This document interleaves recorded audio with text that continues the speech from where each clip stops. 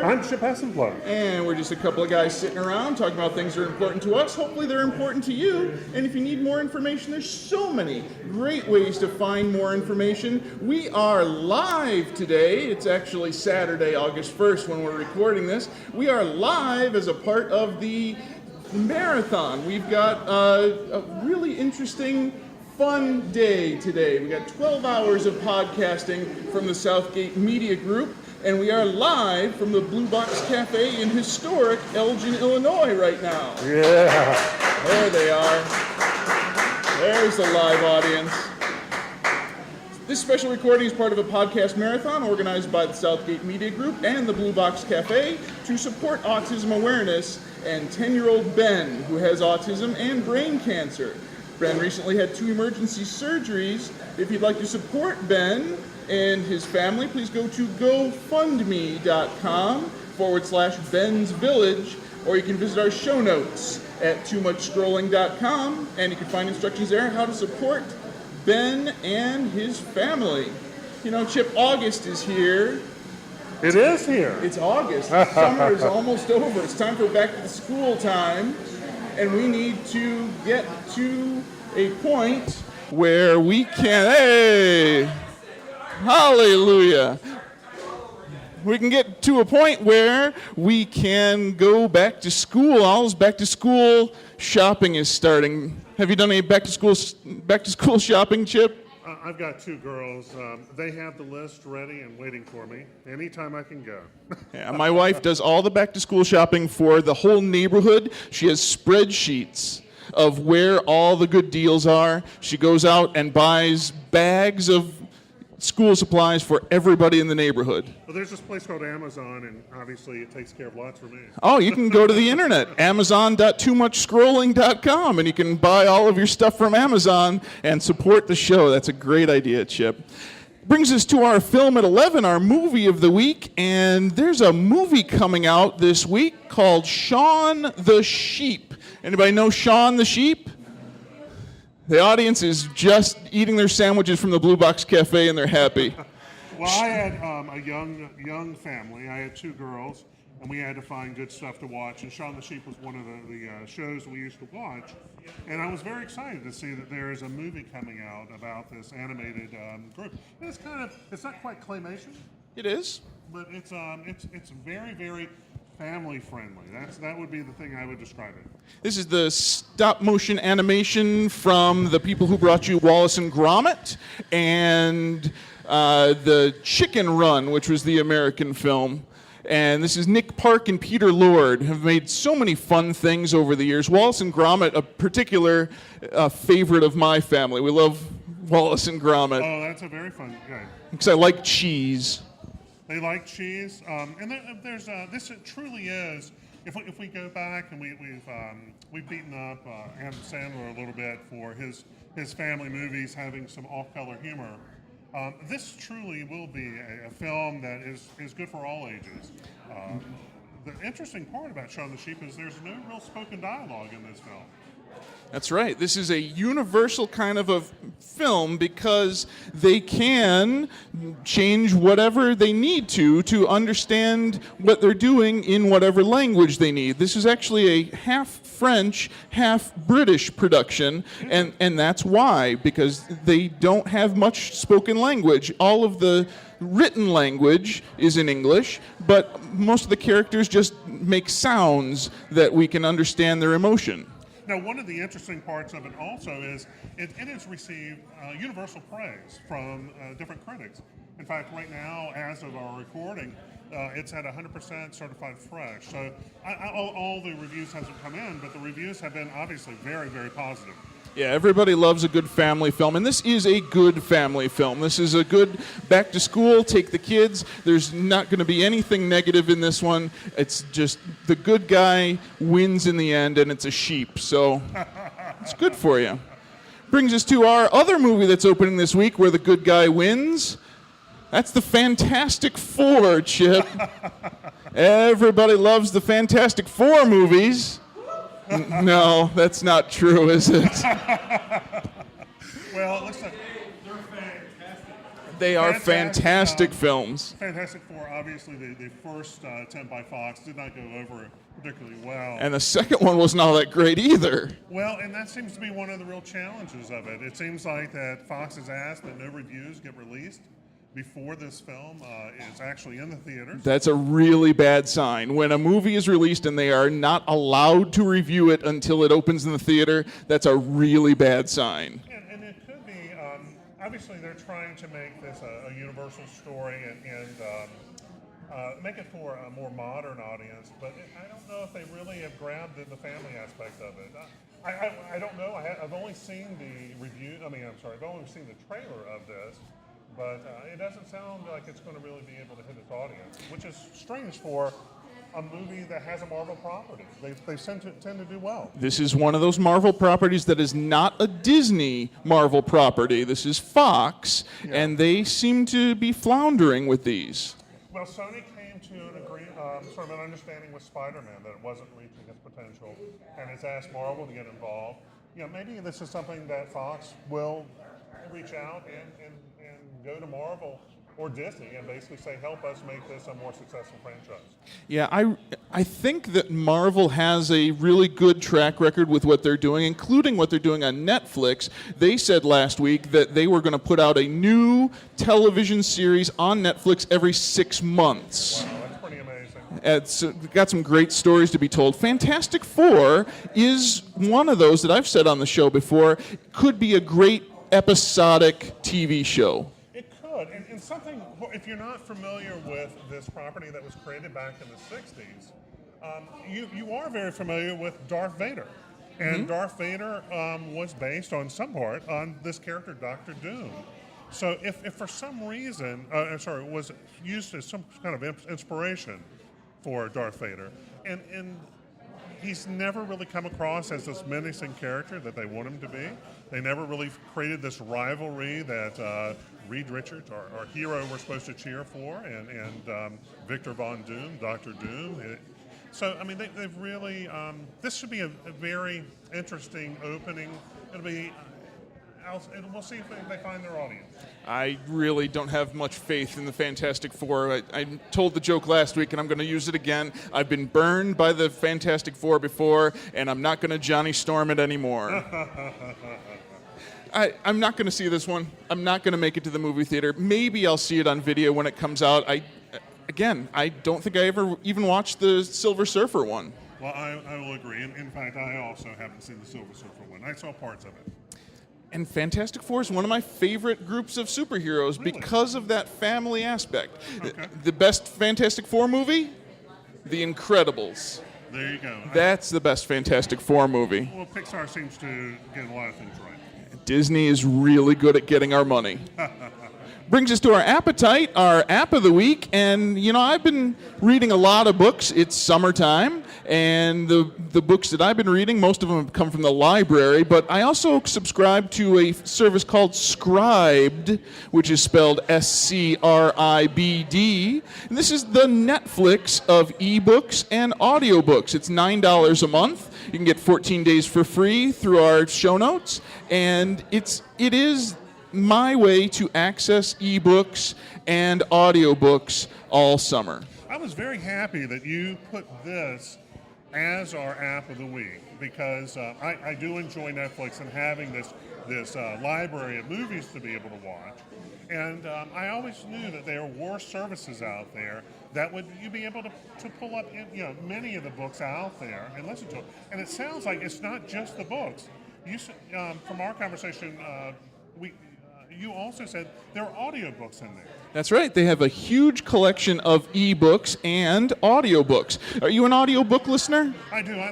When I travel around for my work and I drive from place to place, so I tend to have hours in my automobile, and the ability to throw on a podcast or throw on an ebook or learn something is very important to me, and it keeps my brain moving and makes the travel between these places go real well. So I also don't feel I read enough I can read a chapter or two, but that dead time of driving, to be able to get through 3 or 4 more chapters and move those stories along means you can complete that information.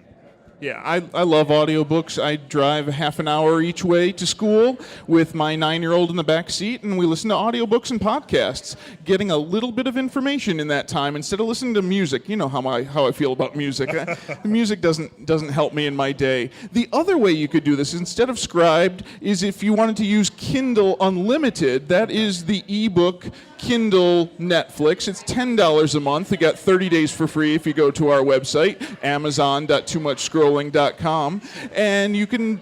But that doesn't have audiobooks. Audible is their audiobook provider, and they don't do that same free Netflix-y. They kind of divide those services out. And that's a very interesting way. But they do offer, one of the things that is offered is WhisperSync. Mm-hmm. And what I just described, the ability to start reading something through the Kindle app, you're reading a book, and then be able to continue it from the place you stopped. You read chapter 1, chapter 2 you listened to through Audible, chapter 3 you read, chapter 4 you listened to. Once again, that's if we know that people don't to read very much. In fact, there's plenty of studies that show that very few people read after high school. If they could show there's an easier way to get through that material, maybe this is part of that answer. Yeah, Kindle is great. Probably everybody in the room has a Kindle app on their smartphone. Reading through the Kindle app is fantastic, and you can sync with the audiobook from Audible. It does get a little expensive that way. That is the one thing that keeps us from doing that. So what I do for about half of my books is I use the Overdrive app, and I get books, audiobooks, and ebooks from the library. Most of the local libraries are hooked into this Overdrive app, and you can check out. You're already paying for it with your taxes. Sure. So you might as well utilize the local libraries as much as you possibly can. Okay. And we, since we are in beautiful Elgin, and they've got this gorgeous library Fantastic right around the corner. Library down the street from here. If you've never been to Gale Borden, I mean, it is almost like a museum in there. Yeah, oh yeah, it's a beautiful facility with lots of space and meeting rooms, and they have such a great collection of books. Sure. And the idea of a collection of books is changing. Libraries are changing. The digital library is certainly going to make a difference. Well, it seems like most libraries are moving digitally, recognizing their media centers, and they're also meeting centers. So libraries are changing dramatically, too, as the times change. Yeah, just like Blockbuster. Go to Blockbuster and get a movie. Good luck.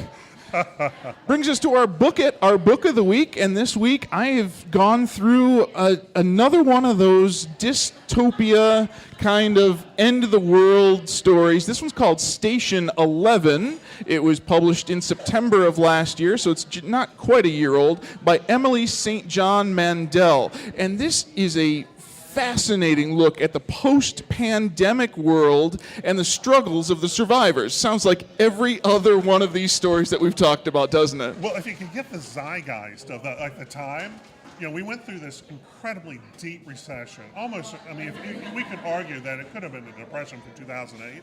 And these are the results. We get all these books that is like, all right, everyone, the world has ended. Let's escape to a place where we think things are easier. That's it. Do we really think that life was easier at the time of Shakespeare? That's the fun. Between death from starvation and disease and anything else, what can I say? Life was easier. That is the interesting twist on this one. Is this book follows a band of Shakespeare players, a troupe of Shakespeare players who walk around after the fall of humanity, and show the people who are left what Shakespeare was like. And it's very important, I think, that we keep those historic things going. Is part of the story showing that even at a time of extreme crisis, that the arts remain? This is exactly the message here. The arts being the music that they bring with them. They are playing orchestral music. They are showing people what these wonderful 400-year-old plays were all about. And this is a story about comic books and Star Trek. Well, Obviously, it hits you pretty hard there. Steve. This Emily St. John Mandel absolutely wrote this book for me. This is a literary piece about comic books and Star Trek. I love this book. There's a dedication in it to Mr. Fodor. I read this book. I couldn't put it down. This is a book that I read in about 4 days because I just could not put this down. The action in it is very quick. I've complained about other books having a really long introduction to the characters. This one, they introduced the concept of the pandemic, the emergency that was this outbreak, and that's chapter 1.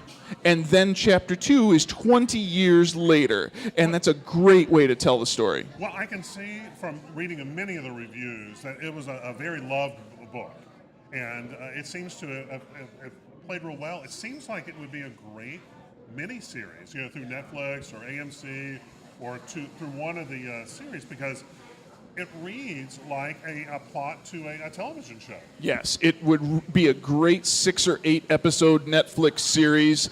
They could really capitalize on all of those other shows that we've been watching and all those other movies that are all about the end of the world and how we can survive. This is a story about survivors. There are scary parts about it. They have to figure out how to do all the things that they need to do, but the trick is that they jumped the 20 years of the really scary stuff. This is where they're just finding a way. Crawling from the Middle Ages. Yeah, and the Shakespeare connection with that is fantastic. Wonderful, wonderful.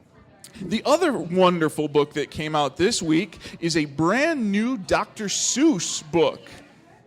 How about that? We just got rid of all our Dr. Seuss books. Do I need to buy another one? You need to buy one more Dr. Seuss book, Chip. This one is called What Pet Should I Get?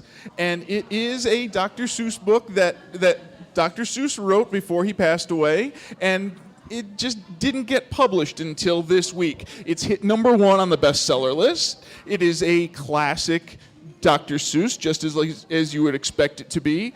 And the audiobook, which is in our show notes, is read by Rainn Wilson and David Hyde Pierce. Well, there you go. Two wonderful people. Just makes me smile thinking of Dr. Seuss. Dr. Seuss was such an amazing writer. He was able to put together words in a way that nobody else has done since. Well, in preparation for this, what I read was that that Dr. Seuss wrote this book, but eventually abandoned it. Mm-hmm. And these characters do show up in other books.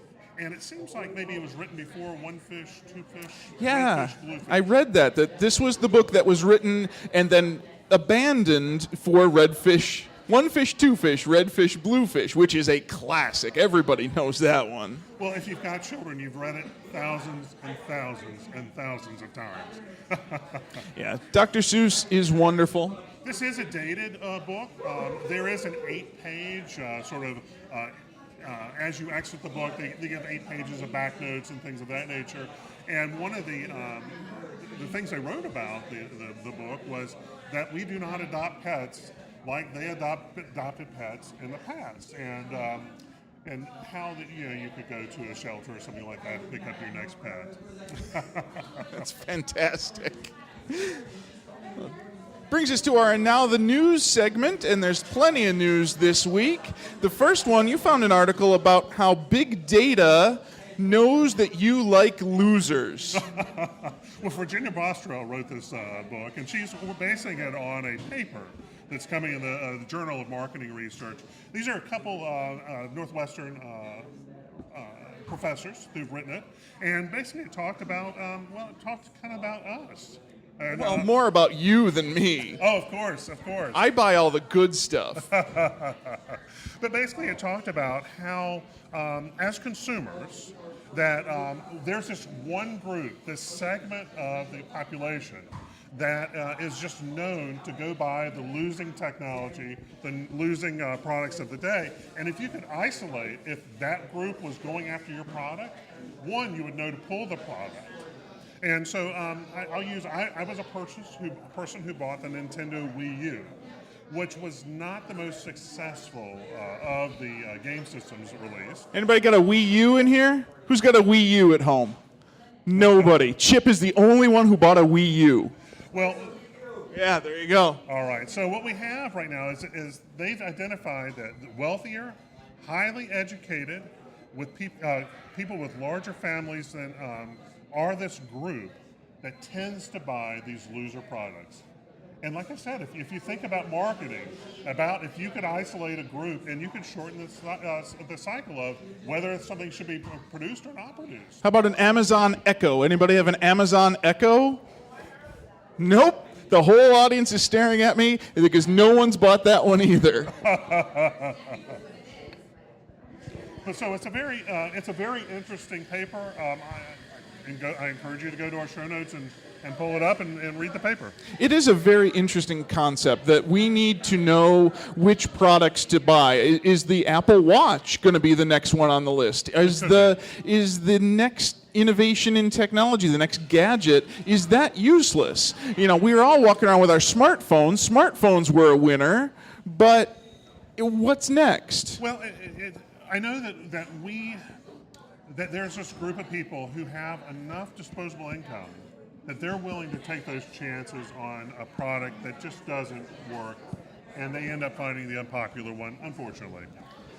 Disney's Bob Iger says it's inevitable that ESPN is going to go direct to consumer eventually. We're going to get our ESPN without having to pay for cable. Well, I think that the change in cable television, basically going on a la carte and on the internet, seems like it's going to fall into place much quicker than what the public will think.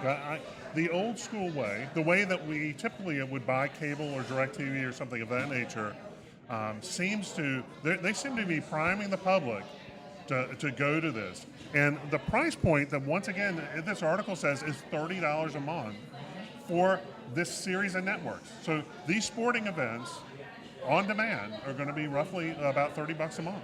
Yeah, I don't know how many people are ready to abandon cable. You know that I'm a cord cutter. I haven't had cable for years. But eventually, the idea of cable is going away, and we're going to be replaced with this idea of one network at a time. CBS is going to be the last one.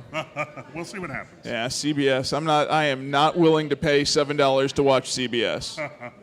We'll see. This really changes your idea. You said a few months ago that you thought that maybe cable was going to be the place for sports. So if you wanted sports, you would buy cable, and all the rest of us who don't want sports wouldn't buy cable. That's currently sort of how it runs.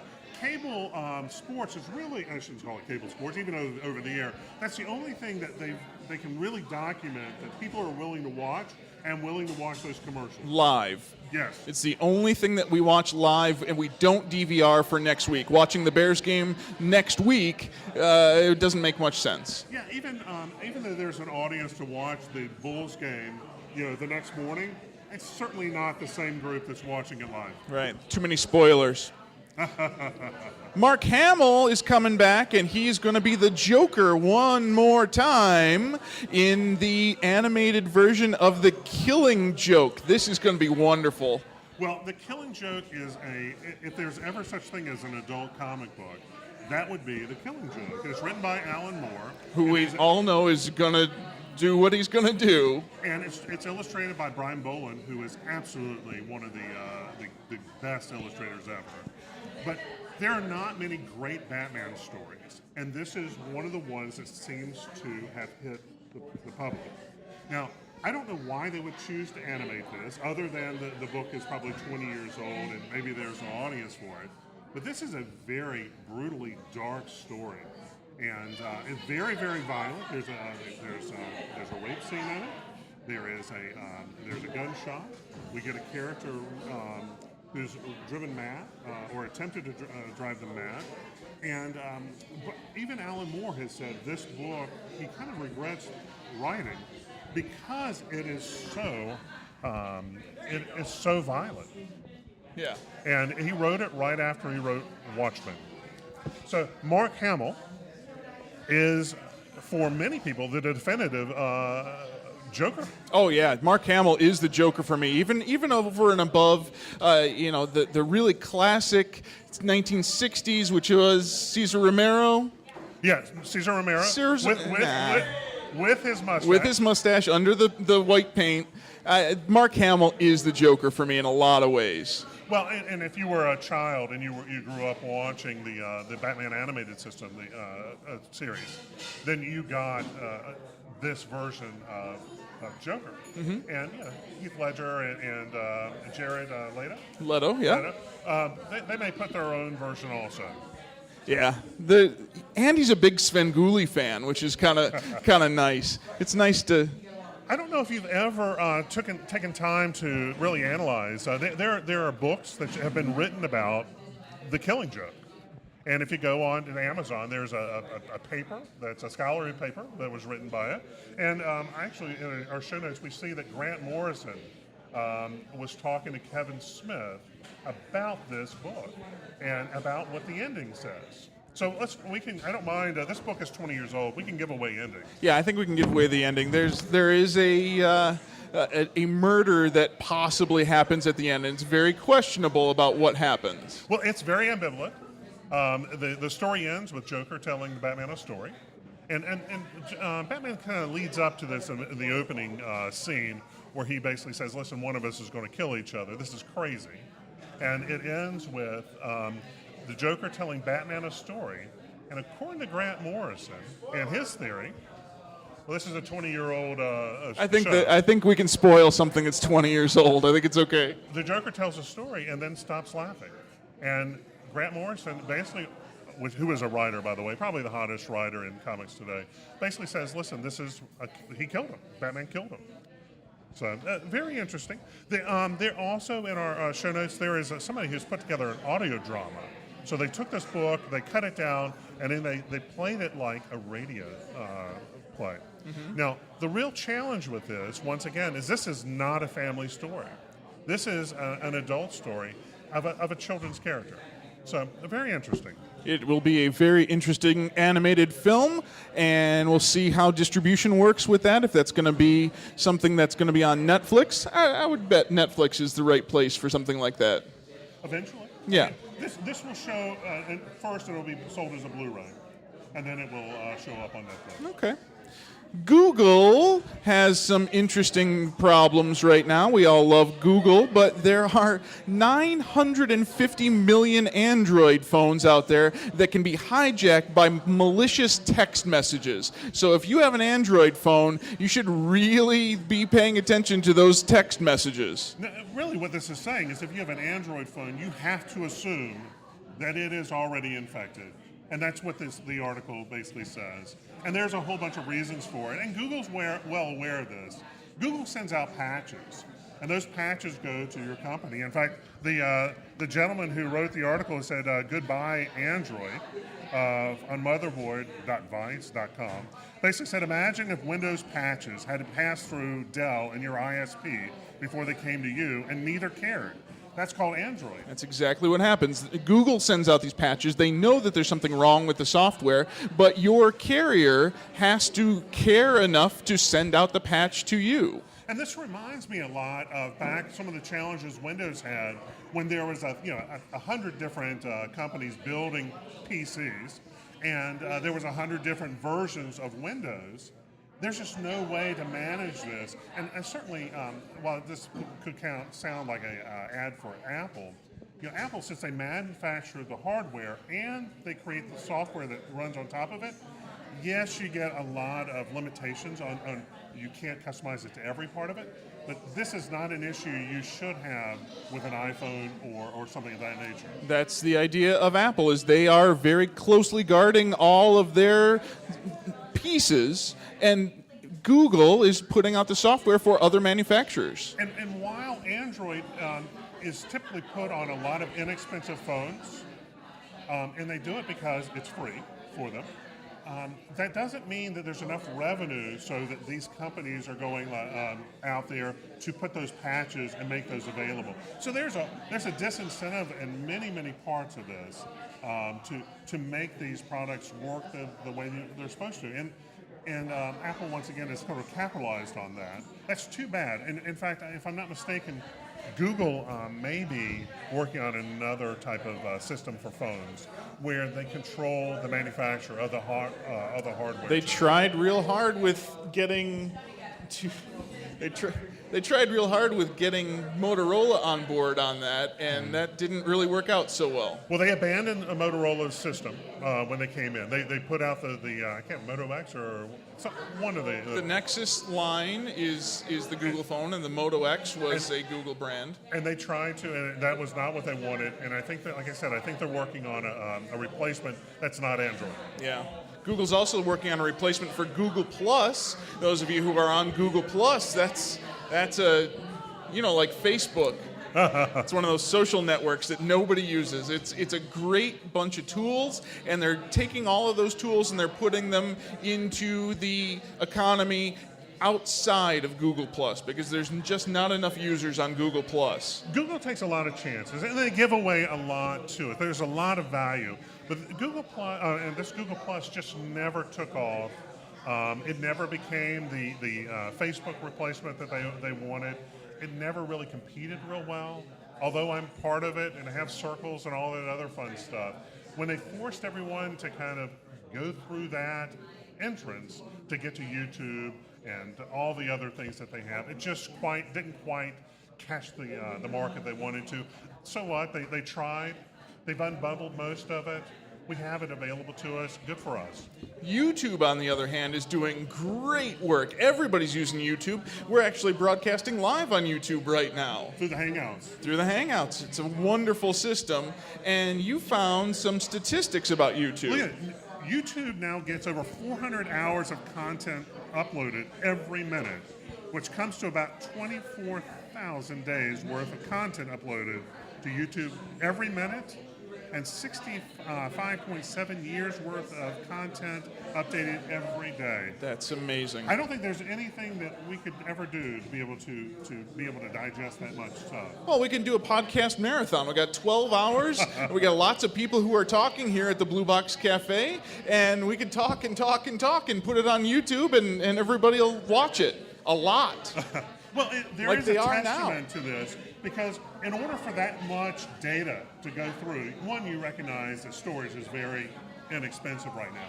But the other part is Google has the ability to sort that stuff and somewhat target it to who they think you are. Right. So it's amazing. We live in amazing times. Google's an amazing company.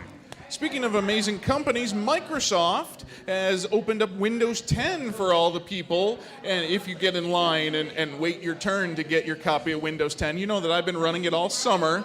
Windows 10 is ready. Go ahead, download Windows 10. It is the best of Windows 7 and Windows 8. They took out all the stuff of Windows 8 that was frustrating, put it back in, some of the things from Windows 7. Windows 10 is a really good program. Well, I hope I get my my email this week, because I'd like to upgrade my. I've got an old PC that I use, and I'm running Windows 8.1 on it. I don't have a problem with 8.1, but it sounds like 10 is going to be what the standard. They're giving it away, which is a unique thing they used to sell.